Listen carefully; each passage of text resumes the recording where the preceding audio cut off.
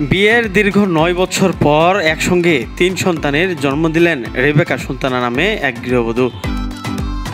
বৃহস্পতিবার রাত ২টার দিকে নীলফামারী সদর উপজেলার একটি ডায়াগনস্টিক সেন্টারের অস্ত্রোপচারের মাধ্যমে তাদের জন্ম হয়।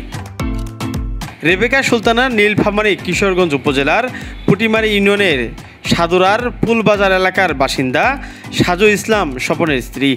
সাজু ইসলাম স্বপন রাজমিস্ত্রির কাজ করেন ঢাকায়। এ ঘটনা শোনার পর তিনি ঢাকা থেকে বাসার উদ্দেশ্যে রওনা দিয়েছিলেন। রেবেকা সুলতানার পরিবার সূত্রে জানা গেছে, দীর্ঘদিন সমস্যায় ভুগছিলেন রেবেকা সুলতানা।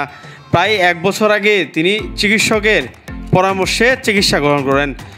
চিকিৎসা ও গর্ভকালীন পুরো সময় জুড়ে চিকিৎসকের তত্ত্বাবধানে ছিলেন রেবেকা সুলতানা। অবশেষে গর্ভে সন্তান আসলে অস্ত্রোপচারের মাধ্যমে 3টি সন্তানের জন্ম হয়েছে। সন্তান জন্মের জন্য অনেক খুশি হয়েছেন তারা।